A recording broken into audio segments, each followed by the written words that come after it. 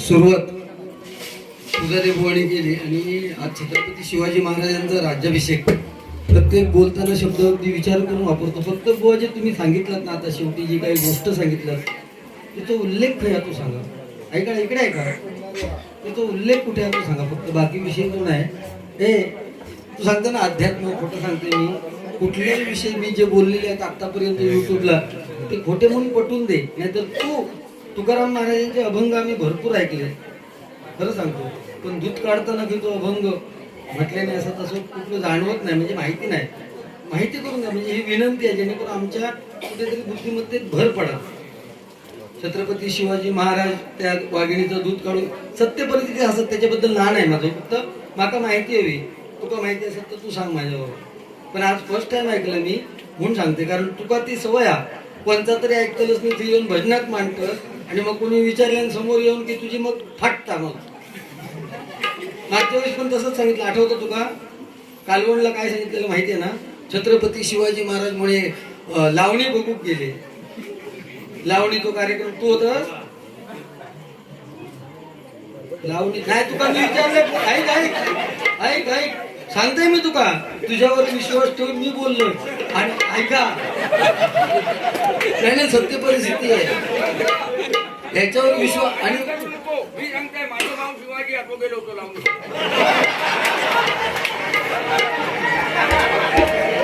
नाही हा असण्यासारखं एक लक्षात घ्या. आपण थोर आपले ते राजे आहेत आणि त्यांच्यावर जी सांगताना गोष्ट सांगतात ती आपण सत्यच सांगितली पाहिजे. हा ह्या मताचा मी आहे. आणि जर हे सत्य असेल तर बोनी ते कुठून सांगायचं माझा तो विषय नाही. तू मागच्या वेळेस असंच सांगितलेलं आणि मग शेवटी तुका मी विचारलं की बुवा तू खय ऐकलं तर मागा म्हणलं कीर्तनातल्या एका बाईने सांगल्यानंतर मी ऐकलं आणि मी सांगलं. हे तुझे तोंडचे वाक्य आहे. त्यामुळे आपल्याला ते विषय माहिती नाहीत. म्हणजे मला तर ते माहीत नाहीये म्हणून फक्त विचारलं. योगेंद्र मिस्त्री यांच्याकडून हे 100 रुपयाचं पारितोषिक हे जे काय मी विषय बोलतोय त्याच्याबद्दल आलेलं आहे. आणि 100% आपण आपले राजे आहेत ते त्यांच्याबद्दल खोटी माहिती सांगून मायबापेक्षा आता एवढे लोक आहेत ना त्यांनी एकापणे जरी हा विषय वाचला असेल ना मी सलाम करतो त्यांना. सांगा मला. पण तो विषयच नाही. तो केवळ लोकांची सहानुभूती मिळवण्यासाठी राजेंवर काही बोललंय की मी खपान जाताला असा कधी समजू नको. तुझ्या भजनात सुरुवातीचे शब्द काय ते ऐक ना. तुझ्या भजनाचे सुरू हो मधलं लांबडो आणि मध्ये तू असतस तर मधलं तोकडो. अरे काय तुझी भाषा बुवा. थोडस देवगड तालुक्याचं नाव लावतोस ना मग त्याची इज्जत ठेव. अरे तुझे गुरु आलीत ना आणि ते सरपंच सध्या नाडनचे तेच ना ते विजय पुजारी ते इलेत ना त्यांची तरी लाच ठेव ना. युट्यूबच्या माध्यमातून तुझी आईन ऐकले ना तर ती म्हणतो जलामतो तेव्हा ह्याचं जर नरड एक नग लावते तर बरा होतो.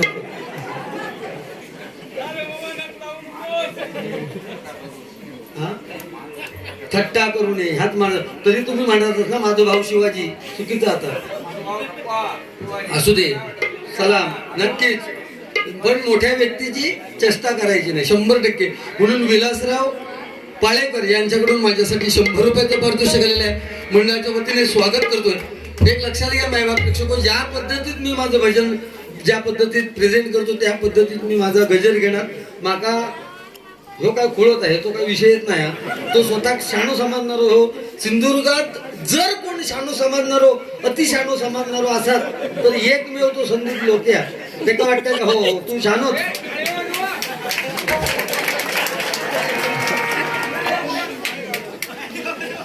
अरे आपण कुठे पुढे गेलो आणि तू सांगतो ह्या घातले तर म्हणजे तू झवला घातलं म्हणून सांगतोस.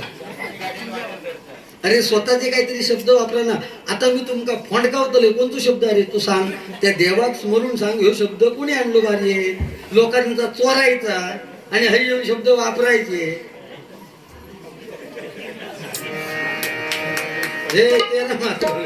अरे तर नोटेशन म्हटले म्हणालो तुम्ही 11 तुम्ही 14 आणि 16 मात्रेत सुद्धा थूक लावलंस तू. छय छय छय ना आता तर खैचा पण चाडलं त्या हुतूर मध्येच घुसवलं. ए लोक्या हे बरोबर आहे माया. हा तू भाजी दिसतो देवाची. आता सराईवरचे पांगुळ बैल घेऊन हे का बरोबर घेऊन जा. सीतामाई लग्न करा.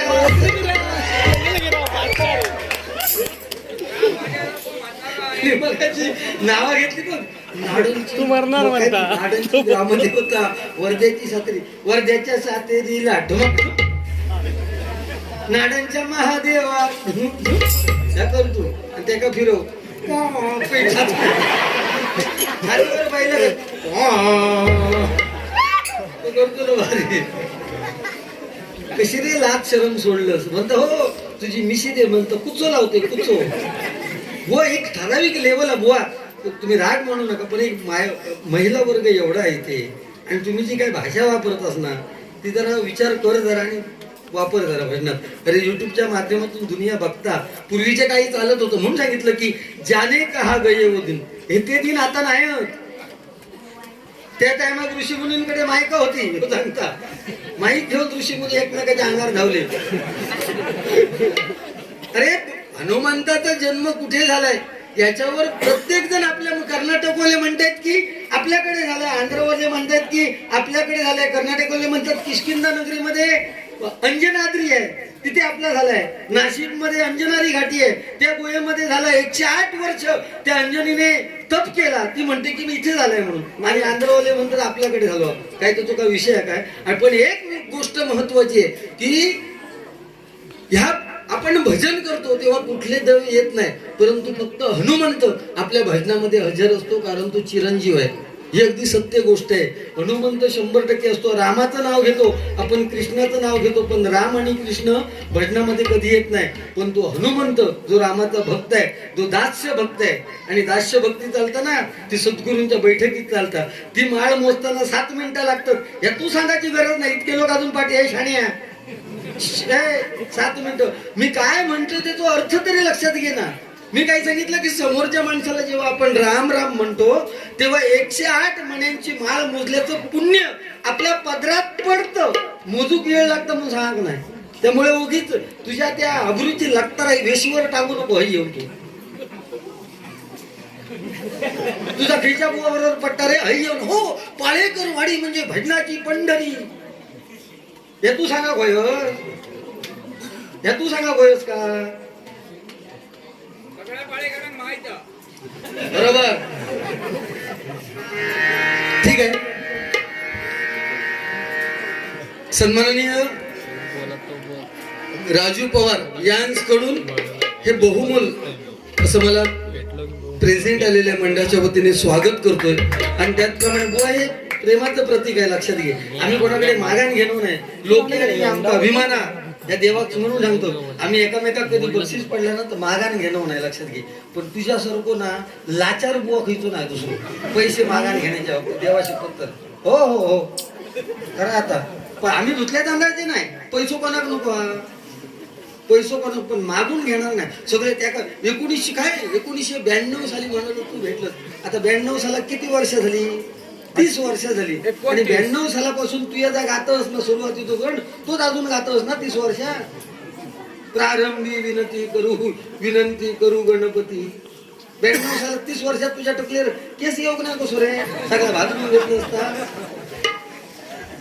आयुष्यात कधी तुझ्या टकले आणि ह्याच्याशिवाय तू भजन कधी केलं त्या 2 गोष्टी सांगलं. आता येता येता वाघाचा खाऊन तो ऐका नेलं वाघाचा दूध काढलं हो ती पिल्ल बघून सारखं तलवार वाटली तू ऐका गेलं सारखं वाटली. काय सांगतो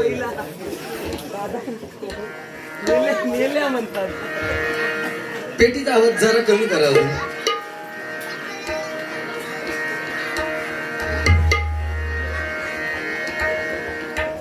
सन्माननीय विलास पाळेकर यांच्याकडून 500 रुपयाचं पारितोषिक आलेलं आहे आणि त्याचप्रमाणे एक फरमाईशचं गाणं आलेलं आहे आईसाठी.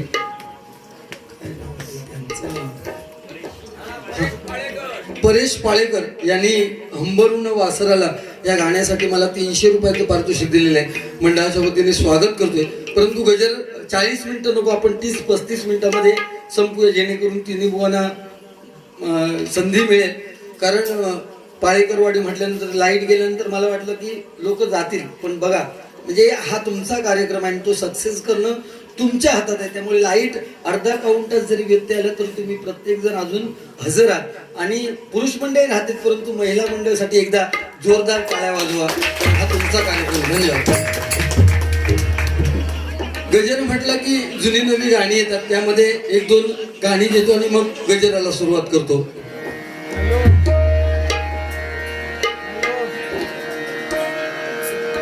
सन्माननीय शुभम पाळेकर बुवा यांच्याकडून माझ्यासाठी गुगल पेच्या माध्यमातून 101 रुपयाचं पारितोषिक आलेलं आहे. मंडळाच्या वतीने स्वागत करतो, धन्यवाद आणि त्यांना शुभेच्छा देतो.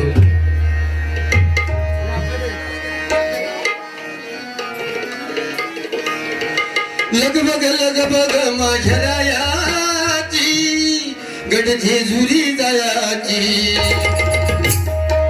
लगबग माझ्या रायाची गड जेजुरी जायाची.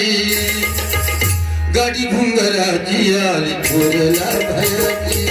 गाडी भुंगराची आली थोरला भयाची.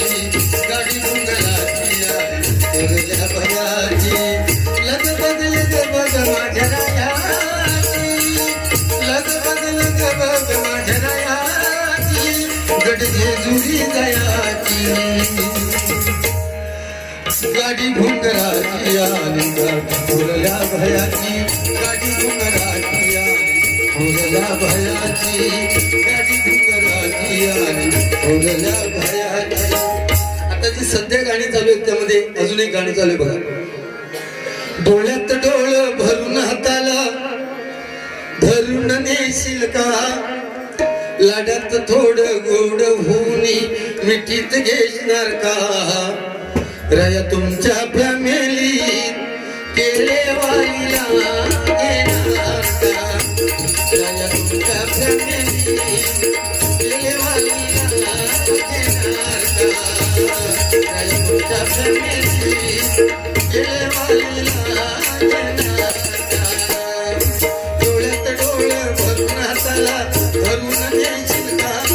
डोळ्यात डोळ भरून हाताला धरून नेशील का. लाडात थोडं गोड होऊन मिठीत घेणार का.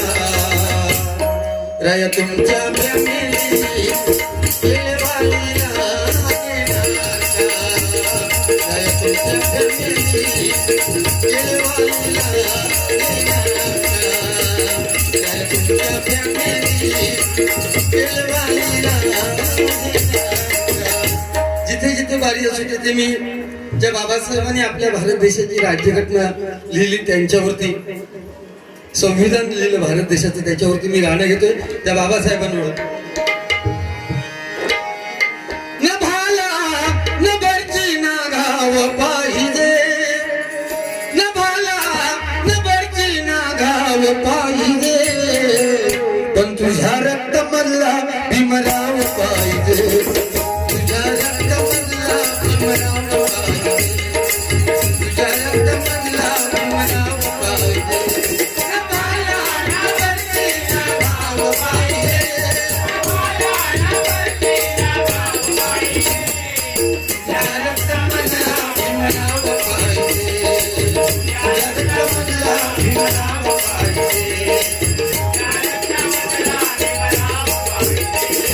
नव्या भागिताचे स्वप्न ते असू दे.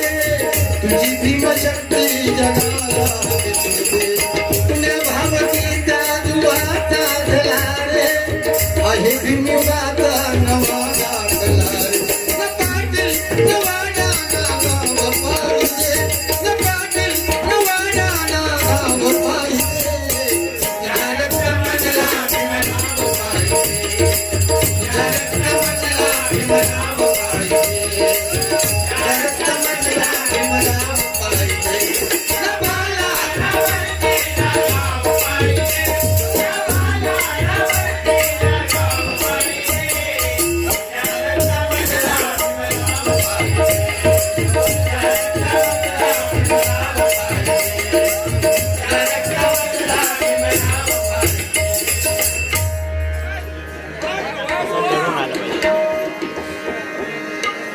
याच्यावरती तुमचा 200 रुपये बक्षीस. मी एकटोच आहे मित्रांनो.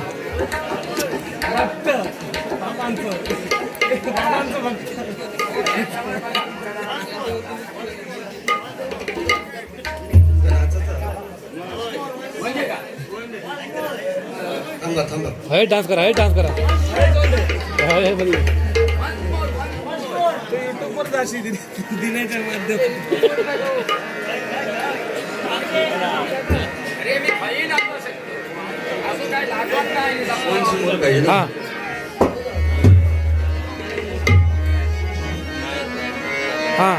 न भाला न बरती ना गाव पाहिजे, न भाला न बरती ना गाव पाहिजे.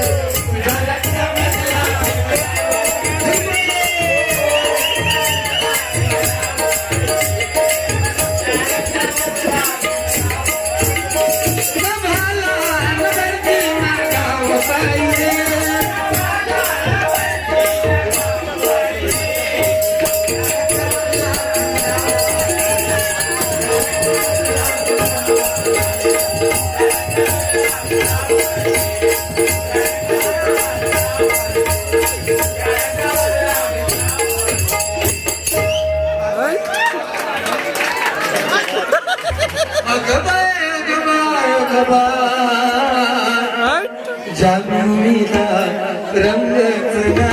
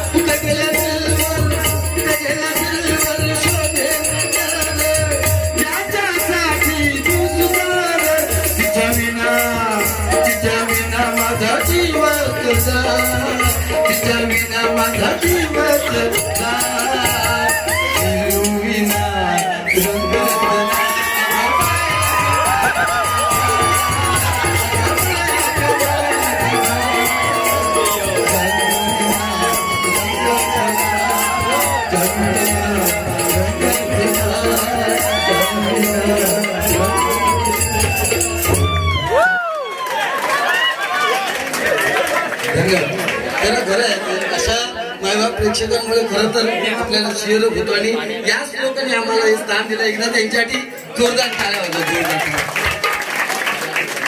गजराला सुरुवात करतोय, परंतु त्या आईचं गाणं ते पण गजराच्या माध्यमातून घेतो. विलासराव पाळेकर यांच्याकडून माझ्यासाठी पुनश्च 200 रुपयाचं पारितोषिक आलेलं आहे. मंडळाच्या वतीने स्वागत करतो. धन्यवाद.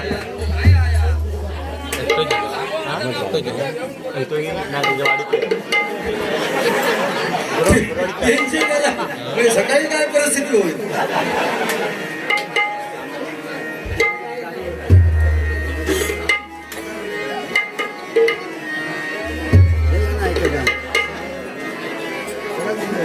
गर्दीत माणसाच्या जो संग राहिला,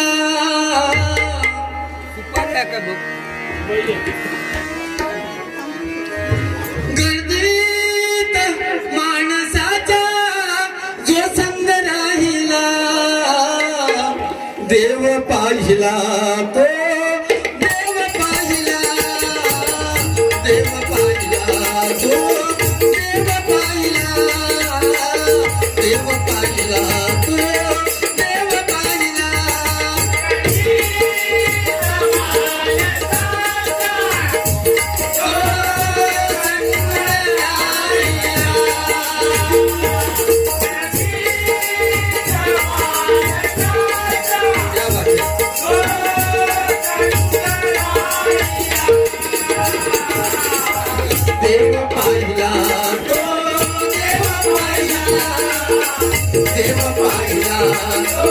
देव पाहिला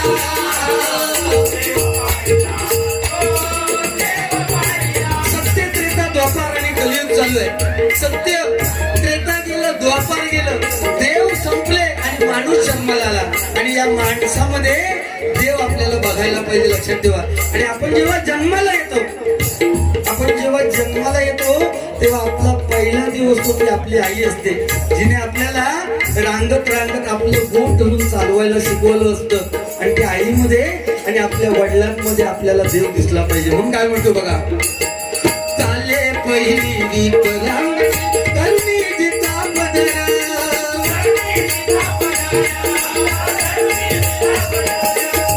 चाले पहिली रीत रांगणी करुणी जिता बदला.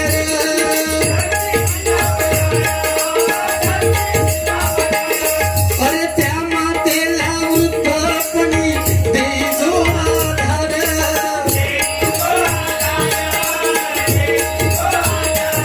अरे त्या मातेला वृद्धपणी दे जो आधार.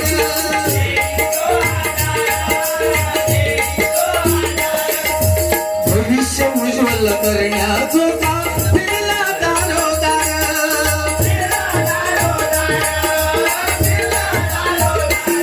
अरे भविष्य उज्ज्वल करण्याचो का फिरला दारोदार.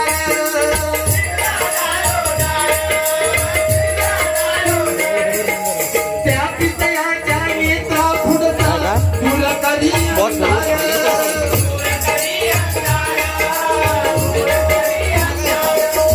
त्या पितयाच्या नेता पुढचा दुरकरी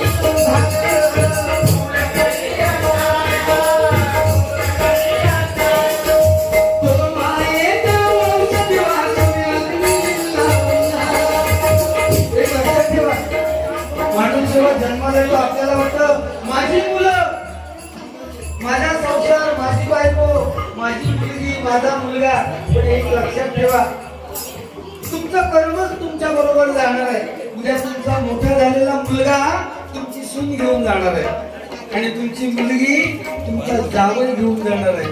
तुमचं शरीर हे स्मशानात जाणार, फक्त राख शिल्लक राहणार आहे. बरोबर ना? प्रत्येक आई वडील असणं हे सुद्धा नशिबाची भाग आहे. म्हातारपणापर्यंत आपले आई वडील असणं ना हे आपल्या नशिबाचा भाग आहे. प्रत्येकाच्या नशिबात हे नसतं, लक्षात घ्या. आमचं नशीब एवढं नाहीये की आमचे आई वडील ही आमची पुण्याई बघायला, म्हणजे हा आमचा आजचा रुबाब बघायला आमचे आई वडील नाहीत. आज जर आमचे आई वडील असतील तर किती समाधान झालं असतं. म्हणून सांगतोय, जर आपले आई वडील असतील, गरीब असाल तुम्ही, पण तुमचे आई वडील असतील ना तर तुमच्या आई वडिलांच्या डोळ्यामध्ये कधी अश्रू यायला देऊ नका, लक्षात ठेवा. तरच तुमचं आयुष्य सुखी होणार आहे. हे प्रत्येकाने लक्षात ठेवायचं आहे. म्हणून ज्याला आई नाहीये, केव्हा केव्हा तर लहानपणी जेव्हा बाळ जन्माला येतं तेव्हा त्याची आई निघून जाते. मग त्या बाळाने काय करावं? मग ते एका पिक्चर मधलं गाणं आहे बघा जुनं, तो बाळ जेव्हा मोठा होतो तेव्हा त्याला माहित नसतं की आई म्हणजे काय. दुसऱ्यांची आई जेव्हा बघतो तेव्हा तो म्हणतो बघा, ठाऊक आहे का तुझ का रे कशी होती रे माझी आई, कशी होती रे माझी आई. म्हणजे त्या मुलाला सुद्धा माहिती नसतं. म्हणजे आई आपल्याला दूध पाजते, त्या दुधाचा एक थेंब निर्माण करण्यासाठी रक्ताचे 2 थेंब आठवणारी आपली आई आणि आपले वडील त्यांना कधीच विसरू नका. म्हणून त्या आईसाठी अंबरून म्हणतो, पण त्याचबरोबर अजून एक दुसरं गाणं म्हणतं बघा,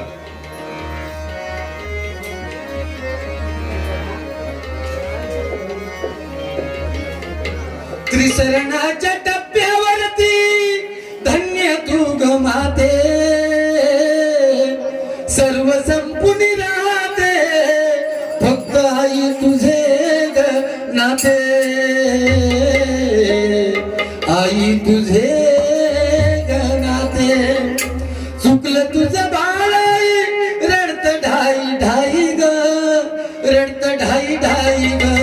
येना माझे आई ग, येना माझे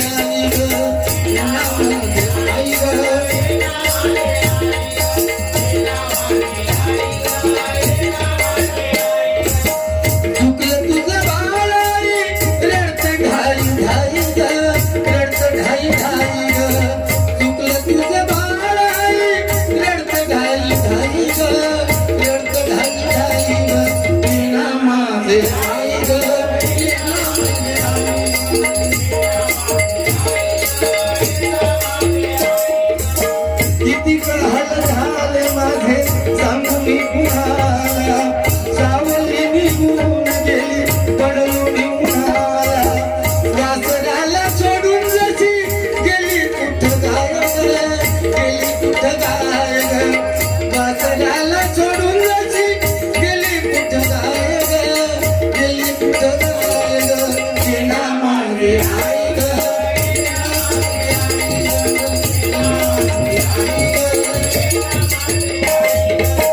चुकलं तुझं बाई रडत ढाई ढाई ग रडत ढाई ढाई ग चुकलं तुझं बाई रडत ढाई ढाई ग रडत ढाई ढाई ग जेना माझे आई ग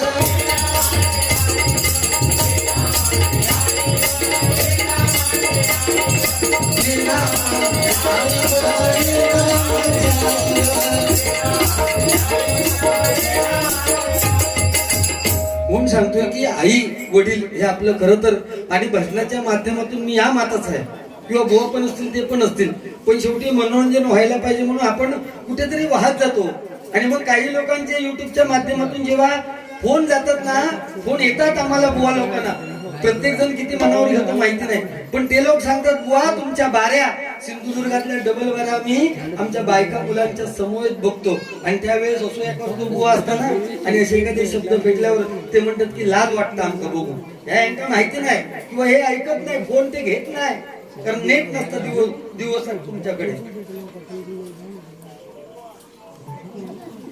फक्त पाण्यात चौघडीत राहायची पैसे किती गावतात ते बघायचे आणि चल झालं भजन माझं मगाशी तो भजन सरला तरी त्याला कोणतरी फरमाईशी येतो म्हटलं मग तो तयारीच होतो तितक्यात त्यांनी सांगले ना आता पुढच्या बुवाने गजर घ्यायचं म्हणजे किती लाचारपणा पैसा सीता माई लग्न करा ये ना उद्या भैये त्याका काय आणतो त्याका अजून राम संबंध नाही तो नका विचारता हनुमंता तो जन्म खुई घालो हनुमंत तू काय विचारू एखादा प्रश्न जमात तुलो उगीच कोणता बायकाला किती विचारतो तू माझ्या भानगडीत पडतो तुझं राम खेळ शोधलं कधी तुझ्यातलं राम शोधण्याचा प्रयत्न केलास काय तो शोध अगोदर तर तुका दुसऱ्या समोरच्या माणसात राम दिसतो 7 मिनिटं नाही लागायची मग पटकन दिसतो तितकी दृष्टी ठेव चांगली डोळे नजर चांगली ठेव तुका आता लागलो जवळ जायची वस्तू आवाज पंचम मध्ये लागलो म्हणजे तिथपर्यंत पोहोचलो हो आवाज काय त्यांनी सांगले संपूर्ण महाराष्ट्रात पंचम मध्ये विजय परबुवांच्या नंतर आवाज जर कोण पोहोचत असेल तर तो संदीप हो असं असं करता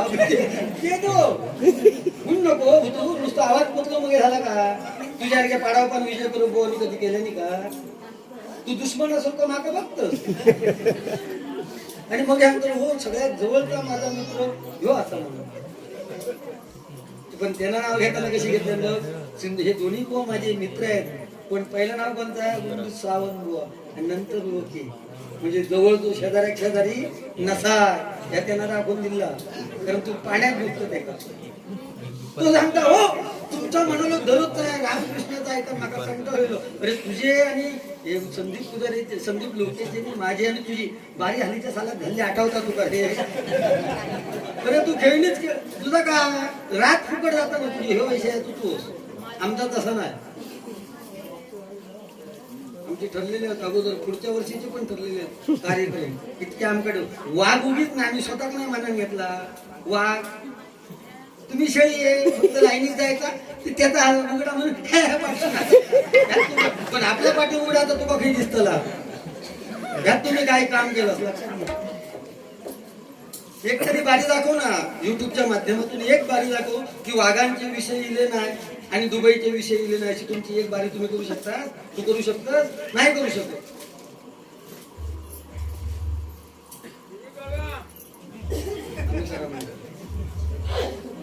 हो मी म्हणतो पेटवलं बारी पेटवलं म्हणजे काय केलं मधलो काळो लांबडो ह्यात केलंच ना आणि ह्याला लाख शरम असत तर बोलत ना काय जो माझ्या जो चौथा होता ना तो आता काय करतो तो माका बघतो आता पंचम मध्ये जाऊन काय करता तो बघतोय मी त्याचा तोंड वगैरे बघ कसा काळिया पडला त्याच्या तोंडात कधी हसू हा आयुष्यात कधी हसू हा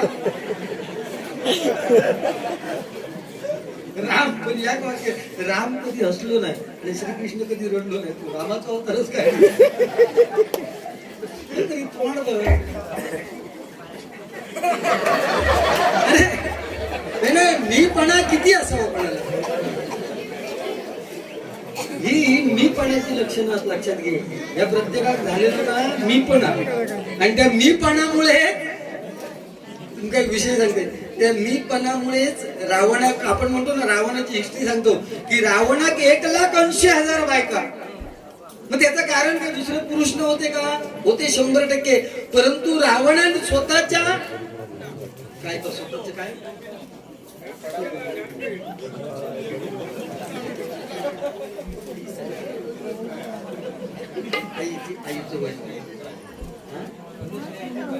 अनुसया यशवंत पाळेकर या आईचं 95 वर्ष वय झालेलं आहे आणि त्या आईच्या आठवण घेतलं मी गाणं घेतलं म्हणून यांनी माझ्यासाठी हे 200 रुपयाचं पारितोषिक दिलेलं आहे. मंडळाच्या वतीने स्वागत करतो. धन्यवाद.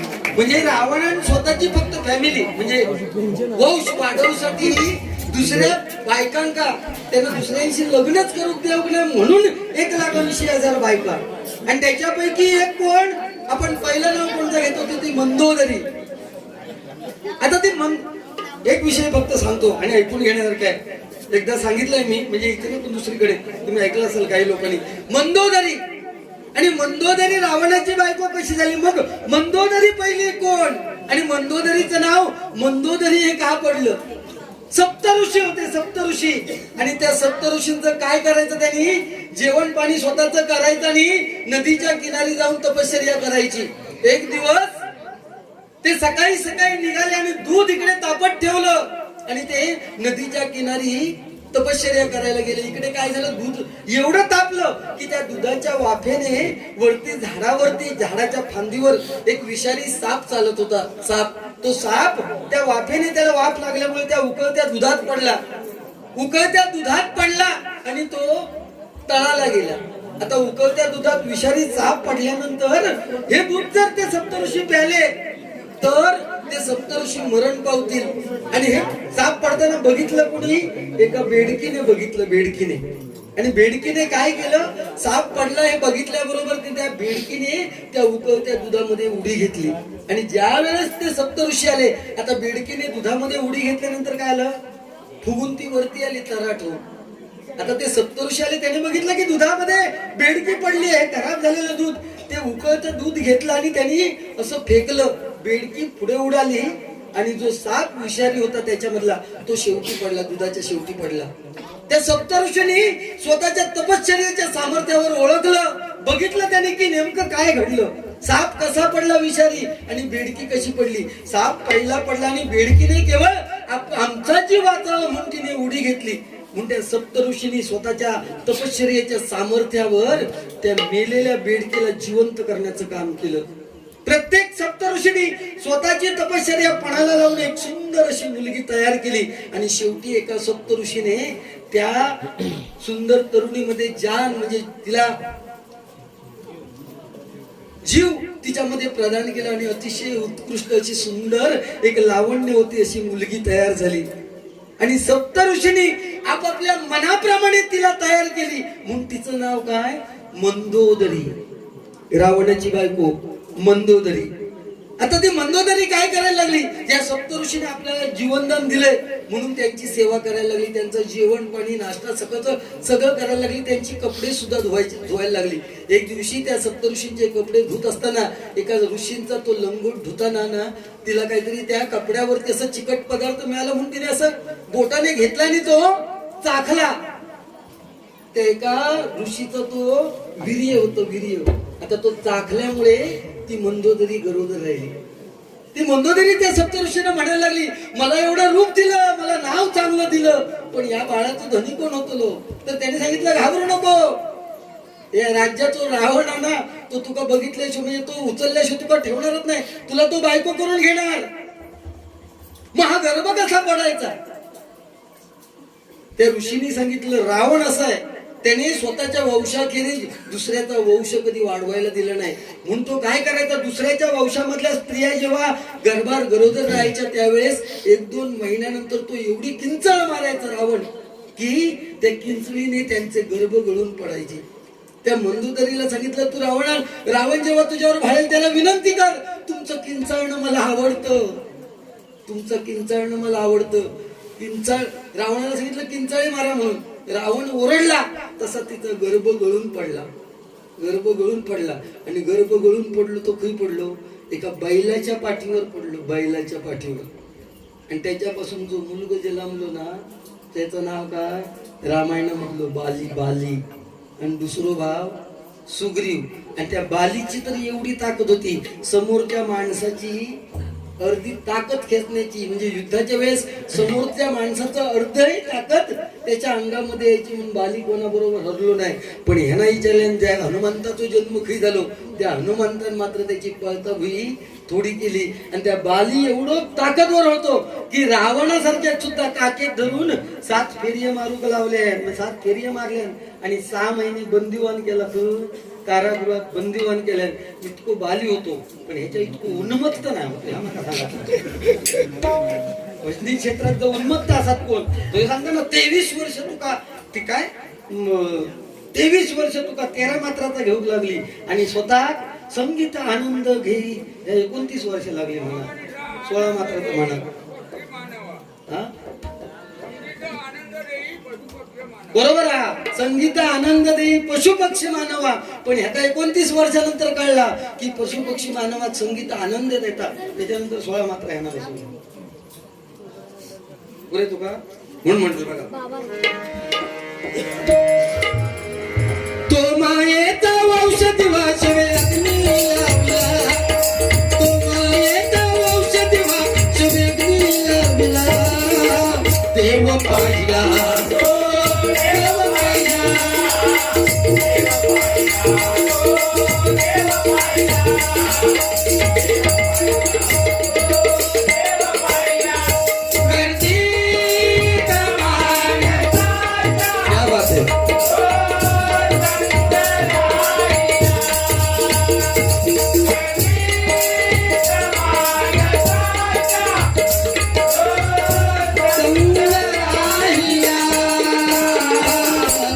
देव पाहिला,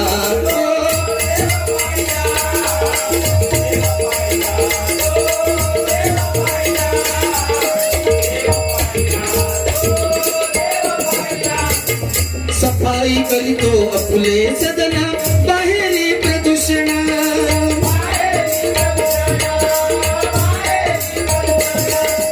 जन्म वाहिला स्वच्छ करण्या, जाने आपुली घाण.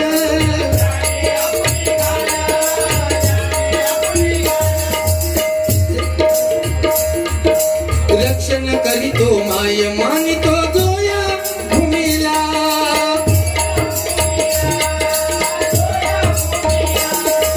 अशुद्ध होऊन शुद्ध करीत्या हाती पाहिला, अशुद्ध होऊन शुद्ध करीत्या हाती पाहिला. देव पाहिला,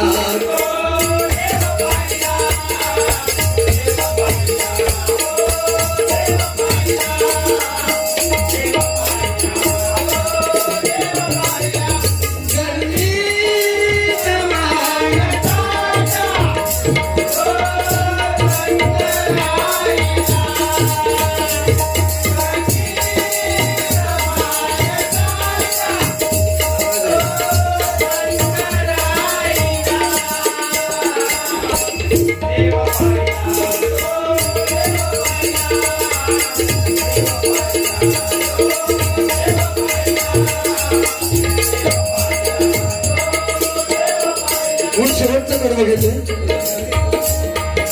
श्रेष्ठ ऐसे प्रभुचे नाम राव सदा मुखात.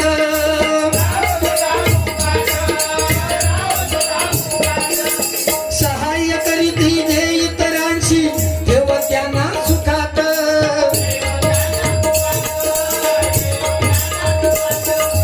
सहाय्य करीती जे इतरांशी ठेव त्यांना सुखात.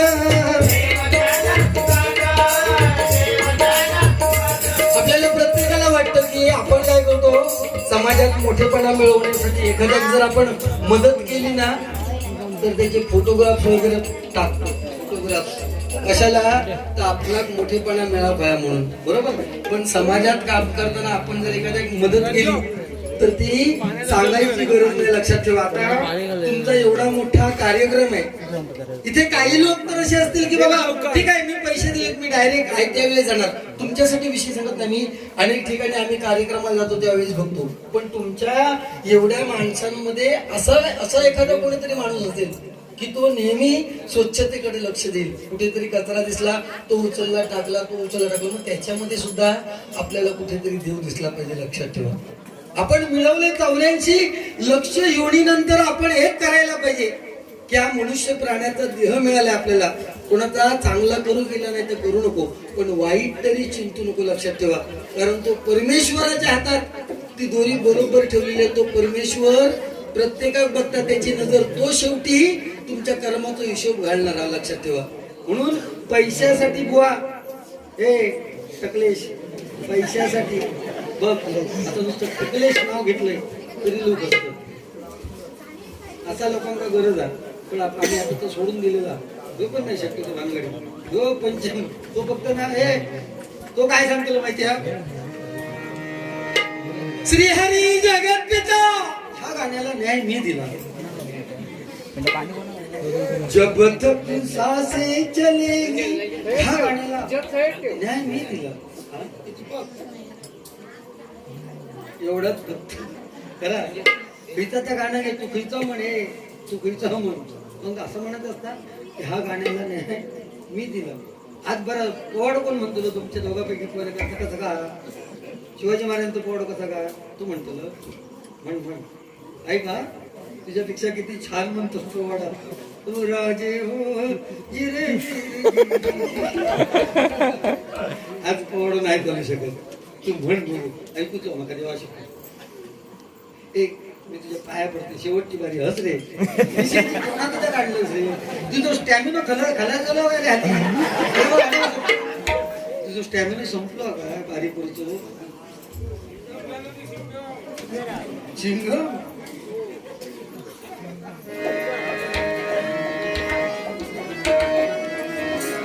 तुझ्यासाठी तुझी जी काय पापा करत सांगितलं काय केव्हा केव्हा कसं वागतं ना बाईक. बारा डोळ्यानी पापे सारी नारायण बघतो. पैशासाठी माणूस मरतो. पैशावर जगतो. पैशावर जगतो. प्रत्येक माणूस पैशाचा स्वार्थी आहे. आणि आपल्यापैकी कोणा जरी एक चांगली सुख समजत म्हणजे समाधानाची जरी फॅमिली असली, कुटुंब असलं, म्हणजे नवरा बायको मुलगोनी मुलगी एवढी जरी असली तरी तो पुरुष सांगतो की माझी बायको माझ्यावर एवढा प्रेम करता की मी जर गेलंय ना तर 4 दिवस ती जगू शकत नाही. ताबडतोब मला माझी मुलाबाळा तर इतकी प्रेम करतात की विचारता सोय नाही. मग तो ज्या सद्गुरूंकडे जाय ना तो सांगताय सद्गुरू का तो सांगता की माझी बायको इतकी जीवावर प्रेम करता. मी घरात गेले काय हय बसू काय थी बसू म्हणजे इतकी वर्ष 15-20 वर्ष लग्न झाली तरी इतक्या प्रेम करता की स्वतःच्या जीवापलीकडे जाऊन प्रेम करतात. सद्गुरू म्हणतात नाही रे हे केवळ दिखावा आहे. आणि तुका जर या खोटा वाटत असत तुका शॉर्टकट तुका जर या खोटा वाटत असत तर एक काम करते. सद्गुरू म्हणाले की तुका मी अशी जडीबुटी घेते, तुका अशी जडीबुटी देते खाव की तुका ती खाल्ल्यानंतर मूर्छा येईल. म्हणजे तू गुंगीत जाशील, बेशुद्ध पडशील, पण तू शुद्धीवर असेल. काय घडतंय तुला बघायला होईल. ती जडीबुटी येतात त्या का खाव तो खाता आणि एका वाडग्यात त्या जडीबुटीचं पाणी भरून ठेवतो. बरोबर ना. तो जेव्हा ती औषध पिल्यानंतर तो जेव्हा बेशुद्ध होता ना तेव्हा सगळी बायका पोरं सगळी धावत येतात की धनी काय करू आता तुमच्याशिवाय मी कसा जगू. वैद्य विद्य सगळे बोलवतात. सद्गुरूंनी एका वैद्यात पाठवलेलं होतं ते. त्यानं तर पाणी ढवळून ठेवले आणि त्यानं सांगितलं घेऊ माणूस वाचू शकता. बायको सांगल्या बायको उतानी राहिलेली अक्षरशः नवऱ्यावर बरोबर ना की काय केलं तुम्ही आता आम्ही करू कसा जगू कसा त्या वैद्याने सांगितलं ह्यो जर जिवंत होऊ तर या वाडग्यात ठेवलेलं पाणी आहे ना तर तुका पिऊचा लागत बायकोक सांगायला बायको म्हणाली हा पाणी पिल्यानंतर ते जिवंत होतील का हो नक्की जिवंत होणार मग द्या ते पाणी पण ह्या पाणी पिल्यावर माझा काय होतं तू म्हणाल ताबडतोब मरतलस त्याबरोबर रिवर्स पळाली रिवर्स तू मरतलस रिवर्स पळाली या बातम्या तो झिलबिल कोण नाही अरे आपण मेल्यानंतर ना उद्या कांडा सुद्धा आपलं झिल लावतो आपला या प्रत्येकाने लक्षात ठेवा त्यामुळे बायको ना कोणाची या कोरोनात प्रत्येकाने दाखवून दिलेला हो जरी इलो मुंबईसून तरी 14 दिवस त्याला बाहेर ठेवलेलो 4 वर्षांनी इलो तरी बरोबर ना आणि हे सगळ्यांनी दाखवून त्यामुळे नाती भीती ही काही एक नाही माणूस स्वतःच्या म्हणजे बरोबर ना आपण ती माकडीची गोष्ट ऐकतो की स्वतः नाका जेव्हा पडतो स्वतःच्या पिल्लावर पाय ठेवून आपण बाहेर पडून जाता तशी या कलियुगात हा तो सांगता काय हे काय सांगता राम जन्म गेलो तेव्हा पालवी फुटली अरे काय खडेचा खडे तू थोक लावून बोलतोस रे हा तू एक कर्म रे आम्ही कर्म रे सगळे पण जे कलियुगात जे थोर महापुरुष जन्म गेले त्यांचा काय रे त्यांचा काय तुला प्रश्न विचारतोय तू सांगतो ना या कलियुगीला तेव्हा ह्या कोरोना येलो मग त्या कोरोनामध्ये सुद्धा तू वाचलंस ही त्या भगवंताची करणी आहे ना त्या सद्गुरूंची करणी आहे ना त्याच्यामुळे तू वाचलंस ना या कोरोनात वाचलं ना कलियुगात मग तू कोरोना तुझ्यामुळे किंवा माझ्यामुळे कसं होईल त्याचं उत्तर दे ना तू त्याचं उत्तर देऊ शकतस लोकांचे टाळी घालून फक्त आपले तू खैच्या सायजीत बसतेस रे हे सदरो म्हणाला तू झाडला घातलं तुका खैची साईज अरे बघ तुका खैची साईज बसता तुझ्या भाषेत बोलल्या ना तर तुमच्या माहितीसाठी सांगतोय मागच्या टायमात मुंबई गेलो 92 साली मुंबईत होतं ना काय तरी होतं रे 92 साली तू रस्त्यात चालताना दिसत तरी होतस काय रे 92 साली यानं सांगलं 2005 मध्ये ए बुवा यानं काय म्हणलं मला माहिती भजन झालं 2005 मध्ये तुझ्या कोणीतरी आणून ठेवलं की एका तू सांभाळ असं यानं सांगले 2005 साली तू पहिलं भजन केलं असं यानं सांगले याच्यावर पहिली डबल वारी 2005 बरोबर तेव्हा तुझी ह्याची डबल वारी होती ना तेव्हा तुझ्याबरोबर जे कोण जाणते होते ते सांगले नाही ओके बुवा आम्ही तुमच्या पाया पडतो एका सांभाळून घ्यावा म्हणून तू जगलंस अजून पर्याय तेव्हा तर सांभाळून नाही घेतो माझ्यासारखं पहिलं असतंच तू इतक्या खैदीच नसत नाही तुला माहिती नाही हे लोक बरोबर नाही हा तू सांगितलंस ना अशी परिस्थिती आहे त्यामुळे तुका खायची साईज बसता रे तुका खायची पॅन्ट घेऊन जाऊ घरी कुठे जाईस किती तू चिडलं की इकडे बघ एक मिनिट तू हे शाण्या इकडे बघ फक्त एक त्याच्यासाठी सांगतो तू माझ्या झबल्यावर बोललो ना हा झबला घ्या का तू थांबू शकत नाही रे लोकांना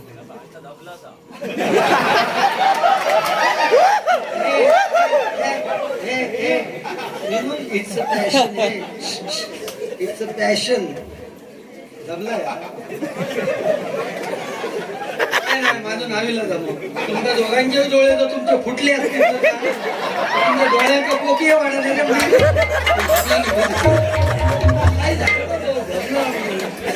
घडे गेली असून आणि तुम्ही अजून घडे राहले असेल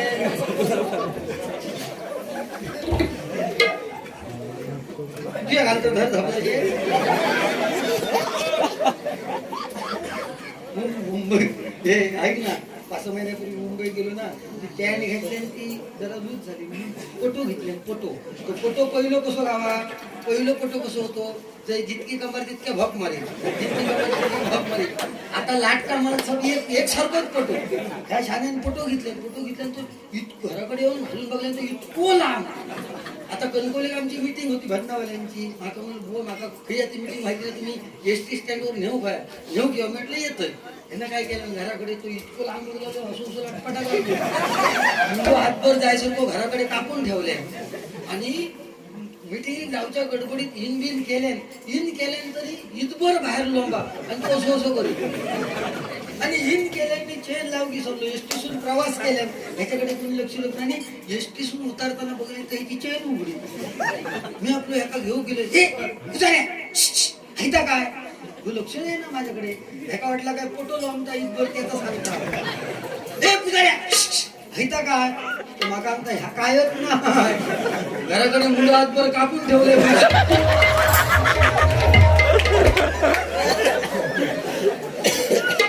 घडला तुला आपलं व्हाय चुटके ते आम्ही सगळं मोकळ्या लोक व्हायच्या तू आता कुठेतरी काहीतरी देण्याचं काम करतोय म्हणून म्हटलं श्रेष्ठ ऐसे प्रभूचे नाव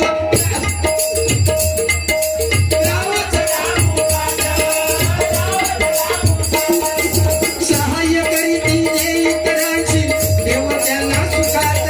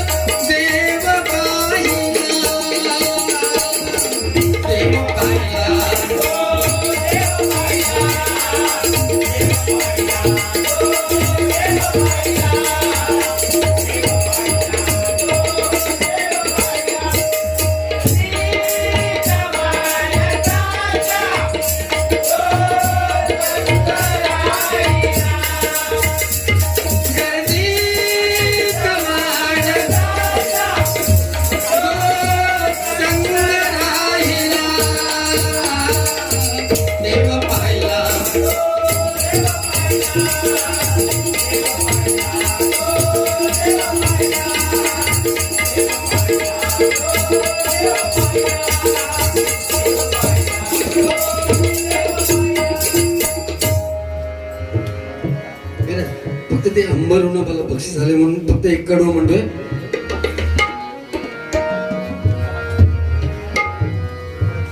अंबरून वासराला चाटते जवा गाय तवा मले तिच्यामध्ये दिसती माझी माय दिसती माझी माय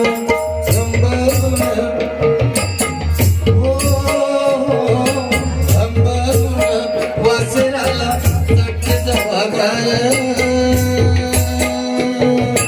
तवा मले तिच्यामध्ये दिसती माझी माय दिसती माझी माय आया बाया सांगत होत्या होतो जेव्हा काना दुष्काळात मायेचा मजा आटला होता पाना पिठामध्ये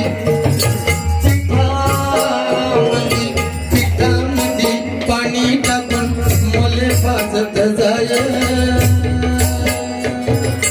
तवा मले तिच्यामध्ये दिसती माझी माय दिसती माझी माय काट्या कुट्या वेचायला माय जाय राणी पायात कसे वाहन तिच्या फिरे अनवाणी काट्या कुट्या काट्या कुट्या काट्या कुट्यालाही तिचं म्हणत नसे पाय तवा मले काट्यामध्ये दिसती माझी माय दिसती माझी शेवटचं कडवं दारू पिऊन माये माई जावा माझा बाप दारू पिऊन माये माई जावा माझा बाप थरथर कापे अन लागे चिले इथे झाप थरथर कापे अन लागे चिले झाप कसायाच्या कसायाच्या दावणीला बांधली जशी गाय